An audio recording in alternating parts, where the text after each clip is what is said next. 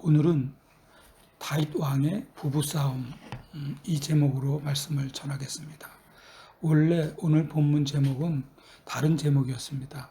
그런데 오늘 본문은 다윗 왕이 부부싸움하고 있다 이런 생각이 자다가 들었습니다. 그래서 깨자마자 잊어버릴까봐 새벽에 적어두었던 제목이었습니다. 제가 나중에 천국 가서 다윗 왕을 만났을 때 다윗 왕이 우리 부부싸움까지 그렇게 리얼하게 썼냐고 하시면 참 난감할 것 같습니다. 저는 언제부턴가 얼마 후에 천국 가서 성경의 인물들을 다 만났을 때 잘못 설교한 일이 벌어질까봐 정말 굉장히 조심스럽게 설교를 작성하고 있습니다. 특히 오늘 다윗 왕은 정말 소재로 많이 사용하고 있기 때문에 늘 조심스럽게 성경을 보면서 또 보면서 하고 있습니다. 이런 맥락으로 다윗 왕에 대한 이야기로 가득 찬 사무엘상을 지나서 사무엘하의 설교를 시작하겠습니다. 사무엘상이 사울 왕에게 쫓겨다니면서 목숨 부지하기도 어려웠던 그 다윗이 나락으로 떨어지는 삶이었다면 사무엘하는 완전히 반전입니다. 다윗의 승승장구하는 모습이 사무엘하 전체의 내용이기도 합니다. 그러나 여러분 몇 군데 중에 걸리는 것이 있는데 딱 첫 번째 한 군데가 걸리는 곳이 있습니다. 바로 오늘 본문입니다.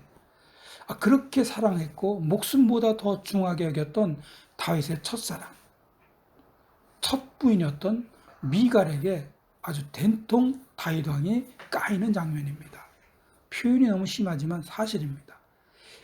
이 정도면 괜찮은데요. 그저 싸움 정도로 여기면 될 수도 있습니다. 그러나 여러분 다윗이 왕은 되었지만 유독 가정만은 늘 복잡하고 싸움이 끝나지 않고 정말 죄송하지만 가족끼리 죽고 죽이는 피비린내 나는 가정이었습니다.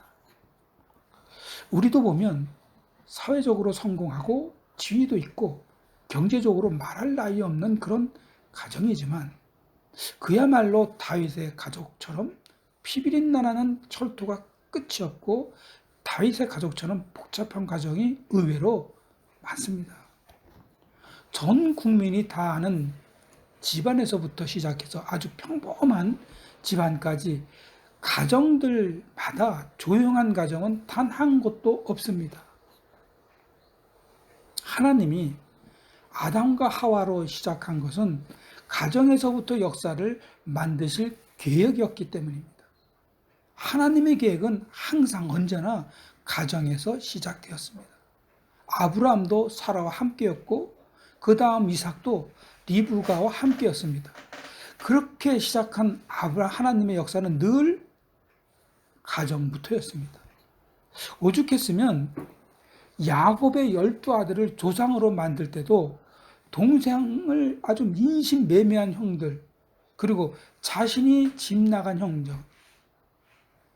이루 말할 수 없는, 정말 말로 표현할 수 없는, 현재로 보면요 콩가루 가정이나 다름없음에도 불구하고 하나님은 그래도 야곱의 가정에서부터 하나님의 나라를 만들었다는 사실입니다. 하나님의 나라를 이런 야곱의 가정에서부터 시작을 시키셨습니다.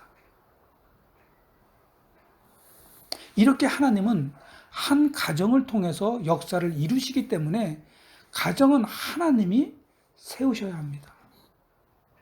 우리 강의를 통해서 하나님의 역사를 이루시는 것이 있고 또 우리 진리를 통해서 하나님의 뜻을 이루시려고 하는 것도 있고 그리고 우리 서진이를 통해서 하나님의 뜻을 이루시려고 하는 뜻이 있는 것입니다. 그렇기 때문에 하나님은 가정을 어떻게 세워야 하는지를 말씀해 주시려고 하는 것입니다. 그래서 하나님은 다윗의 부부싸움을 통해서 아직 미혼인 사람들 그리고 곧 결혼할 예비 신부, 예비 신랑, 그리고 부부들에게 가정은 이렇게 세워라 하셨는데 그것은 이것입니다. 하나님의 사랑으로 가정을 세워라입니다. 우리가 하나님의 사랑으로 가정을 세우기 위해서는 먼저 왜 우리가 하나님의 사랑으로 가정을 세워야 하는가입니다. 왜 하나님의 사랑으로 세워야 할까요? 그것은 첫째, 하나님의 사랑만이 상대방을 품을 수 있기 때문입니다. 20절입니다. 김은숙 집사님께서 20절을 봉독합니다. 다윗이 자기 가족을 축복하려고 집에 돌아왔습니다. 그때 사울의 딸 미갈이 나와 다윗을 맞으며 말했습니다. 오늘 이스라엘의 왕이 정말 볼만하시더군요. 신하의 계집종들 앞에서 몸을 드러내시다니요. 아멘. 미갈이 여기서 보면 방탕한 자라고 이렇게 말을 해요. 방탕한 자라는 것은 동네 건달이라는 말이에요. 다윗은 자신 아내와 생각과 인연과 생각이 다르더라도 하나님의 사랑으로 이 말도 이해하고 품었어야 합니다. 그러나 다윗은 하나님의 사랑보다 자신을 모욕한 것에 화가 났기 때문에 미갈을 품지 못했습니다. 하나님의 사랑이 다윗에게 있었다면 미갈이 일국의 왕인 나에게 저토록 화가 났을지를 먼저 생각을 했어야 했습니다. 미갈이 화난 이유는 적어도 이렇습니다. 자신의 아버지의 사울의 나라가 없어지고 자신도 말이에요. 시집가서 잘 살고 있었어요. 물론 다윗이 첫 번째 남편인 건 분명하지만 남편은 도망갔고 이제 새로운 데 가서 시집을 가서 잘 살고 있었어요. 그런데 사무엘하 3장 16절에 보면 미갈이 결혼한 그 남편 발디엘이 미갈이 끌려가는 것을 보고 바후림까지 그것도 따라가는데 어떻게 따라갔냐 하면 울면서 따라갔다고 합니다. 아니 이건 정말 그림을 그려도 생각만 해도요 참 애처로운 광경 아닙니까? 아니 부인은 끌려가고 남편은 뒤에서 엉엉 울면서 이때 미갈의 심정이 어땠을까요? 뿐만 아닙니다. 이렇게 열지파의 장로들이 다윗에게 열지파를 몽땅 다윗에게 바칠 때 미갈 자신을 바쳤기 때문에 미갈의 심정은 지금 보통 심정이 아닌 것입니다. 이 정도를 다윗은 미갈의 심정을 짐작할 수 있었어야 했습니다.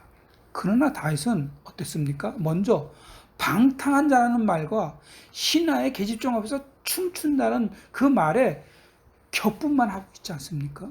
그래서 다윗은 충분히 짐작할 수도 있고 조금만 생각하면 이해할 수 있음에도 불구하고 왜 그렇게 못했습니까? 그것은 하나님의 사랑이 그에게 없었기 때문입니다. 화가 오히려 난 거죠. 우리도 화가 나면 배우자의 사정을 알았다고 하더라도 먼저 어떻게 합니까? 흥분부터 합니다. 그것은 우리가 신앙이라고 하면서도 하나님의 사랑을 잠깐 잃어버렸기 때문입니다. 하나님의 사랑이 조금이라도 잠시라도 있었다면 사정이 무엇인가를 알고 충분히 이해했을 사안인 것입니다. 리처드 니담이라는 아주 재미있는 분이 계시는데 흥미로운 말을 했어요. 저도 정말 동의가 확 가는 말인데요. 무슨 말이냐면 당신은 한 사람이 아니라 세 사람과 결혼했다입니다. 당신은 한 사람이 아니라 세 사람과 결혼한 것입니다. 왜냐하면 당신이 생각한 그 삶과 실제 그 사람과 그리고 당신과 결혼함으로 생기는 그 사람,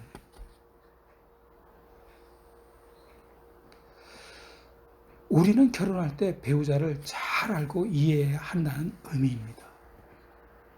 그러므로 결혼의 성공이라는 것은 단순히 좋은 짝을 찾는 데서 오는 것이 아니라 그보다 좋은 짝이 되는 데서 오는 것입니다. 그리고 결혼 생활은 이번에 가을이 그냥 배란간 어제부터 확 왔는데 아직 잎은 그대로입니다. 결혼 생활은 가을에 나뭇잎을 보는 것과 비슷합니다. 매일 끊임없이 변하면서 더 황홀하게 아름다운 모습으로 바뀌는 것이죠.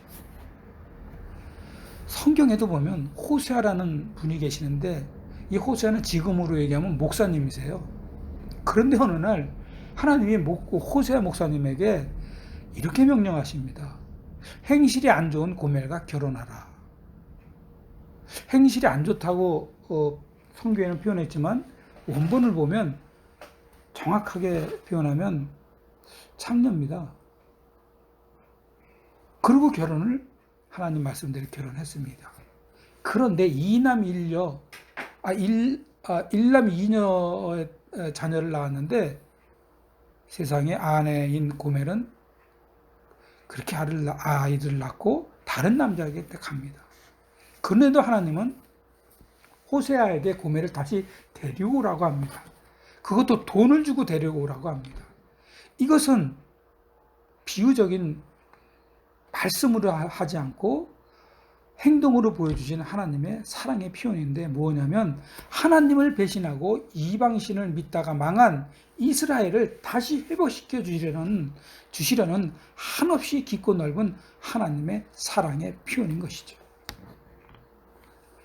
이렇게 지극한 하나님의 사랑이 우리 마음에 있다면, 아니 조금만 있다면 이해하지 못할 일은 분명히 없습니다. 더욱이 화를 낼 이유도 없지요. 제가 부부싸움을 하는 경우도 마찬가지입니다. 아내의 상황보다 내 감정이 앞설 때입니다. 하나님의 사랑이 내 감정을 누를 때 아내의 상황이 읽혀지고 감정보다 이해가 먼저 나야 합니다. 그러므로 부부 그리고 예비 그리고 앞으로 신랑 신부 될 여러분, 하나님의 사랑으로 여러분의 감정을 누르시고 배우자를 품고 이해하시는 여러분이 되시길 바랍니다. 아멘. 둘째로 하나님의 마음으로 배우자를 품고 이해하는 사람은 어떻게 행동을 해야 하는가입니다. 이렇게 하나님의 마음으로 배우자를 이해한 배우자는 상대방에게 무시하는 말을 하지 않는다입니다. 아멘. 그러나 다윗은요, 하나님의 사랑으로 미갈을 이해하지 못했기 때문에 다윗은 미갈에게 무시하는 말을 해서 미갈이 엄청난 상처를 받습니다. 사무엘하 6장 21절과 22절을 김진희 청년이 봉독하겠습니다. 6장 21절, 22절. 네. 다윗이 미갈에게 이르되 이는 여호와 앞에서 한 것이니라. 그가 내 아버지와 그의 원수를 버리시고 나를 택하사 나를 여호와의 백성 이스라엘의 주권자로 삼으셨으니 내가 여호와 앞에서 뛰놀리라. 내가 이보다 더 낮아져서 스스로 천하게 보일지라도 네가 말한 바 계집종에게는 내가 높임을 받으리라 한지라. 아멘. 자, 다윗의 미갈을 향한 이 호된 일갈, 다시 말해서 큰 소리로 꾸짖는 것은 지금 맥락을 보면요, 너무나 훌륭하고 굉장히 신앙심이 깊은 아주 절제된 말입니다. 그래서 사실은 다윗의 아내인 미갈이 이 말을 듣고 머리를 숙이면서 미안하다고 해야 할 것입니다. 그러나 여러분, 다윗은 하나님의 사랑으로 미갈을 이해하지 못했기 때문에 미갈이 엄청나게 받는 상처만, 이 말은 상처만 받았다는 것입니다.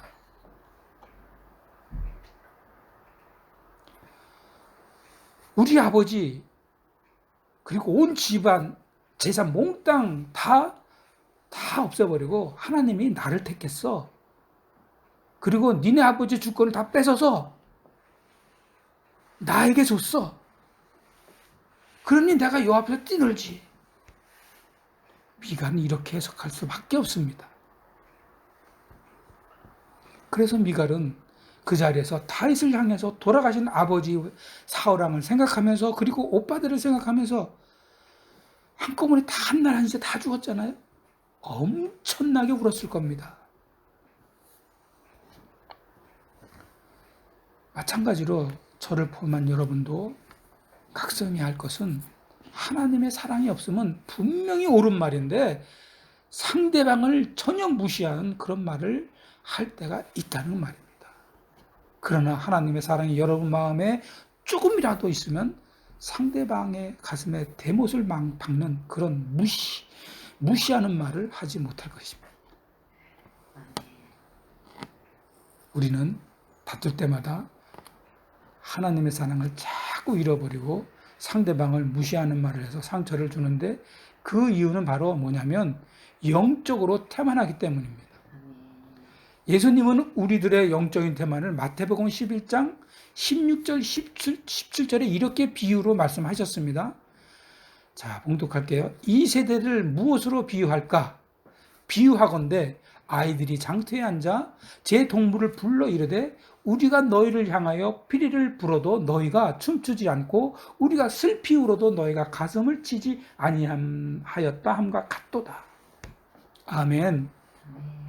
예수님은 지금 피리를 부르면서 하나님의 사랑을 가진 사람은 절대로 상대방이 상처받을 말을 하지 말라고 지금 말씀하시고 계십니다. 이렇게 피리를 불고 계십니다. 그러나 우리는 일어나서 피리에 맞춰서 춤을 추기는커녕 아유, 이번 설계는 뻔한 하나님의 사랑 이야기구나. 아유, 졸려. 나와 상관없는 경우지. 이렇게 하나님의 피리에 춤을 추지 않는 경우가 더 많다는 거죠. 이게 바로 영적으로 태만하기 때문인 것입니다. 여러분, 예수님이 지금 피리를 부시고 계십니다. 이 피리에 맞춰서 춤을 추시기 바랍니다. 이렇게 말이죠. 나는 주님의 사랑으로 주님의 사랑을 마음에 간직해서 아무리 화가 나도 상대방에게 상처를 주는 말을 하지 않기를 다짐하시고 결심해야지. 이렇게 말이죠. 그래서 상대방의 스트레스가 너무 심해서 평소에 그냥 지나갈 일을 가지고 굳이 따지고 들이대면 하나님의 사랑으로 감정을 바꾸세요. 그리고 상대방을 하나님의 사랑으로 이해해 주시기 바랍니다. 자, 이제 끝으로 이렇게 귀한 주님의 사랑을 어떻게 받을 수 있는가입니다. 여러분, 어떻게 하나님의 사랑을 받을 수 있을까요? 정말 중요한 것입니다. 이것은 다윗과 미갈이 다투었음에도 불구하고 서로 인내하며 함께 있었다면 하나님의 사랑을 분명히 받았을 것이라는 거죠. 그러므로 서로 인내하며 함께 있을 때 주님의 사랑을 받는다입니다. 사무엘상 6장 23절입니다. 다 같이 6장 23절을 봉독합니다. 시작. 그러므로 사울의 딸 미갈이 죽는 날까지 그에게 자식이 없느니라. 아멘. 자, 이 본문을 주석가들은 두 가지로 주석을 했더라고요. 첫째는 다윗이 평생 미갈과 동침하지 않았기 때문에 자식이 없었을 것이라고 했고요. 두 번째 주석가들은 이렇게 표현합니다. 두 번째는 하나님이 미갈에게 불임의 징계를 내려졌다. 이렇게 해석을 합니다. 그런데 저는 두 가지 다 맞다고 생각합니다. 자, 보세요. 다윗이 잠자리를 하지 않았기 때문에 평생 자녀가 안 생긴 것이고, 그래서 하나님의 징계가 이루어졌다고 생각합니다. 여러분, 서로 다투었음에도 불구하고 만약에 다윗과 미갈이 서로 인내하며 끝까지 함께 했다면 하나님의 사랑을 주지 않았을까요?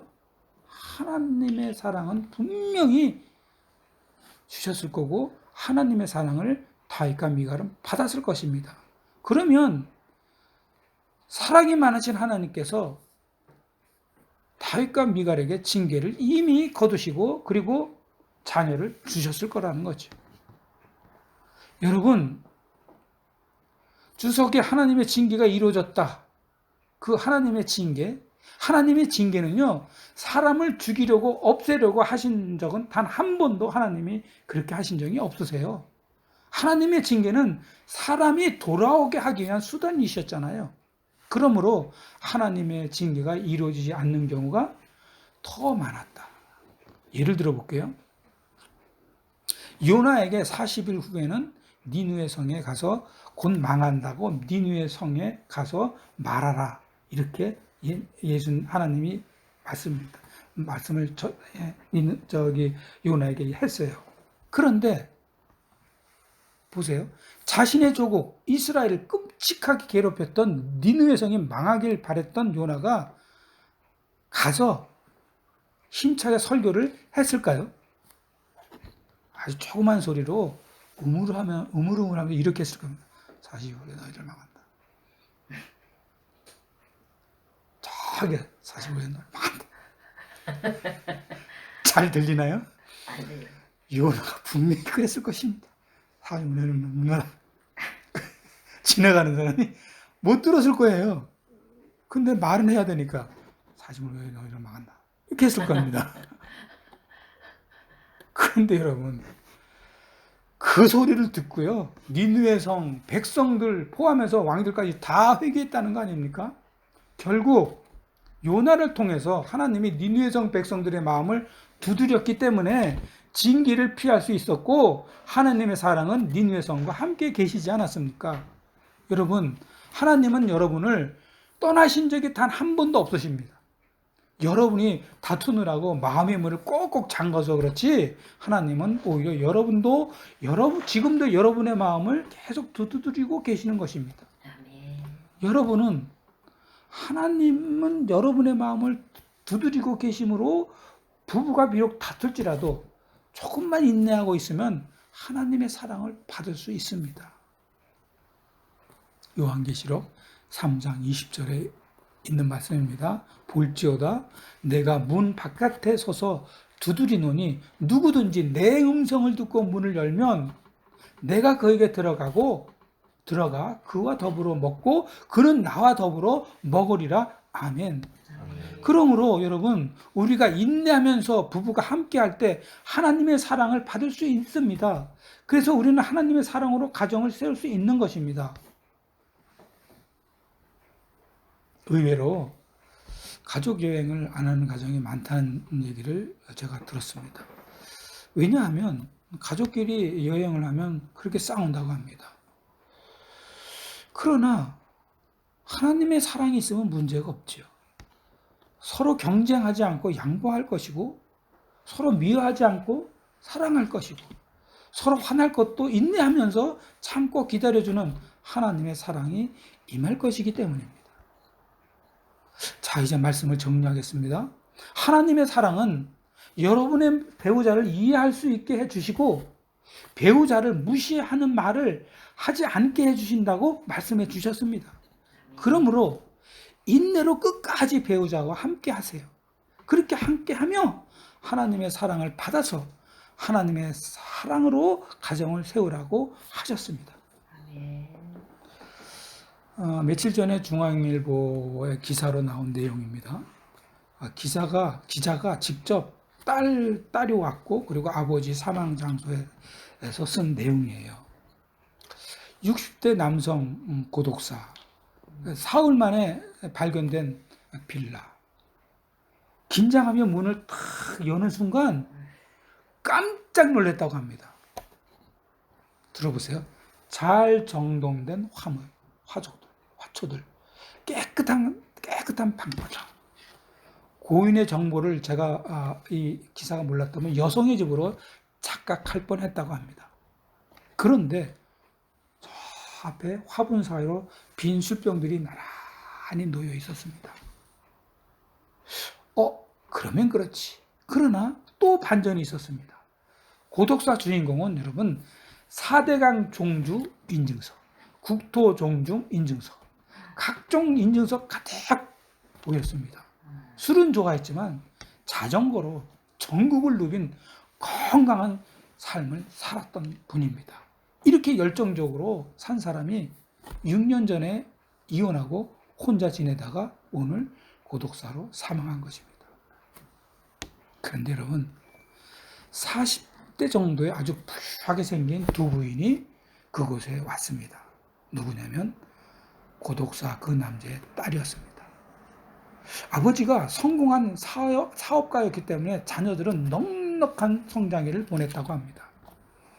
딸들을 시집 보낸 뒤에 어느 날 어머니가 이혼을 선언하고 마치 기다렸다는 듯이 두 딸들도 응원했다고 합니다. 엄마 이혼해. 엄마 이혼해. 어서 많이 본 내용이죠. 그리고 가장은 버려졌고, 그리고 가장은 6년 만에 홀로 죽었습니다. 그리고 자매는 이렇게 고백합니다. 평판은 좋았지만 밖에서는 아무도 몰랐던 아버지의 이중생활, 그리고 그들이 지옥을 겪었다고 했습니다. 여기까지가 제가 본 기사입니다. 돈 번다는 가장이 사회에서와 가정에서 얼마나 이중적인 태도와 생활을 가족들에게 보였으면 가족들이 지옥이라고 말했을까요? 필설로 다 얘기할 필요가 없더라고요. 밖에서는 그렇게 상냥하고 그렇게 멋있는 사람이 안에 들어가서는 어떻게 했을까? 이게 뭐 안 봐도 뻔합니다. 딸들이 지옥이라고 표현했으니까요. 여러분, 지옥은 엄청난 아픔이 있고 쓰라림이 있고 맞고 영혼이 탈탈 털리는 야비함이 있는 곳입니다. 이 지옥이 이 자매들의 가정이었던 것이죠. 여러분, 하나님의 사랑이 없으면 모래 위에 세운 것입니다. 한순간에 어느 날 한꺼번에 무너져 내리고 말 것입니다. 부부가 어렵더라도 하나님의 사랑으로 이해하고 인내하며 살아가십시오. 하나님의 사랑으로 가정을 세워야 합니다. 그러므로 사랑하는 성도 여러분, 가족끼리 서로 이해하며 무시하는 말을 하지 않고 살면서 하나님의 사랑으로 여러분의 가정을 세워나가시길 축원합니다. 다 같이 기도하겠습니다. 아버지 하나님, 우리의 삶 중에 가장 중요한 것은 가정입니다. 태어나서 죽기까지 나의 보금자리이면서 동시에 내가 만들어야 할 보금자리이기 때문입니다. 그런데 정말 쉽지 않습니다. 많은 사람들이 가정생활을 실패로 만들고 있는 상황의 형편에 있습니다. 그래서 저희에게 하나님께서 알려주신 방법이 하나님의 사랑으로 가정을 세우라고 해주셨습니다. 하나님의 사랑은 우리를 서로 품게 하여 주시고 이해하여 주신다고 하셨으므로 우리의 가정을 이렇게 세워 주시옵소서. 그래서 우리의 보금자리인 가정이 하나님의 사랑으로 꽉 차게 하여 주옵소서. 예수님의 이름으로 기도드립니다. 아멘.